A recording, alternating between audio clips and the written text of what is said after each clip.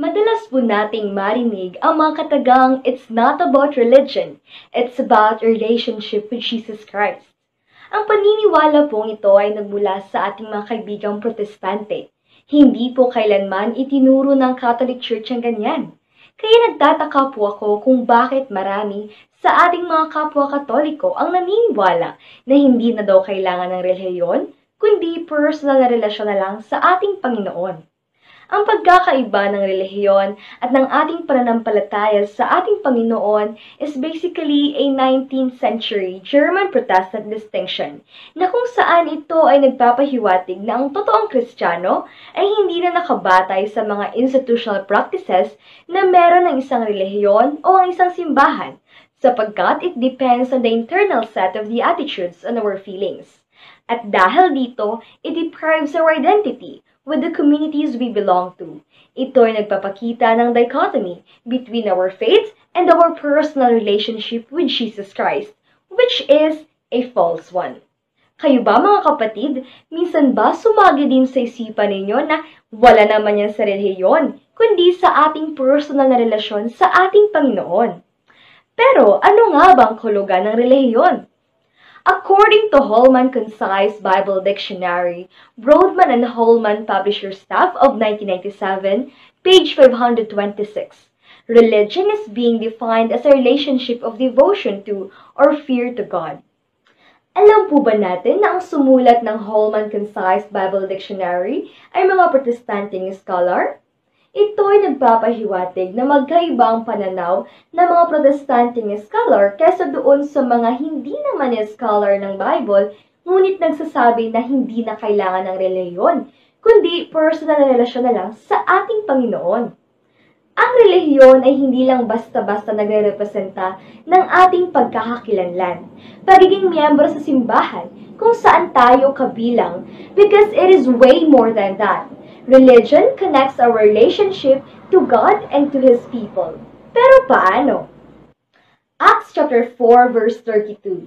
The community of believers was of one heart and mind, and no one claimed that any of his possessions was his own, but they had everything in common. Mga kapatid, ang relihiyon ay isang komunidad na hindi lang binubuo ng iisang tao, kundi mga tao na may iisang pinaniniwalaan. Sa ating salvation history, God entered covenant with communities, not individuals, the tribe of Abraham, Israelites, the kingdom of David. At sa Jesus, He surrounded Himself with a community of disciples. Hindi siya nag-iisa, sapagkat akay-akay niya ang kaniyang mga disipulo. Sa madaling salita, religion along with its religious affiliation means that the faith that we have is shared by a community. Even the Bible itself, it was designed to be read for and by communities. Sabi nga sa Matthew chapter 18 verse 20, "For where 2 or 3 gather in my name, I am in the midst of them." Napakahalaga para sa ating relasyon sa Panginoon ng relihiyon, sapagkat ito ay nagbibigay gabay kung paano natin isabuhay ang kagustuhan ni Kristo. But despite the importance of having a religion, napakahalaga din ng ating personal na relasyon sa ating Panginoon. Kasi kapag wala ito, hindi makabuluhan ng ating pananampalataya. Establishing a firm relationship to Him leads for us to encounter a loving and merciful God, that despite of our sins, He is there to heal our souls. That is why religion and our relationship to Jesus Christ must be put in the right shoe. Hindi pwede na relihiyon lang. Kasi if we do that, we will surely end up worshiping our religion.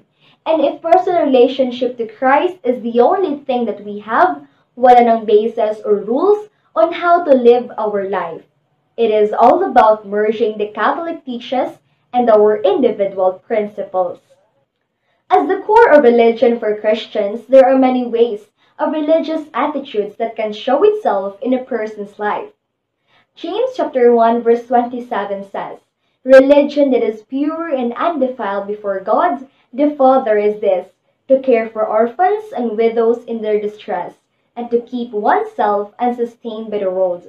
According to St. James, Becoming a Christian entails understanding and attitudes, and one of the best examples for this are the spiritual and the corporal works of mercy, which is a strong foundation of the Catholic Church. Bilang isang Katoliko, to visit the sick persons and helping those in need are some of the good works that a Catholic one is doing, an action that represents our religion, and at the same time, nurturing our relationship to Jesus Christ. An action made up of love to God and to His people, na kumukonekta sa relihiyon at ng ating personal relasyon sa ating Panginoon. Because again, religion and our relationship with Jesus Christ are connected and cannot be separated.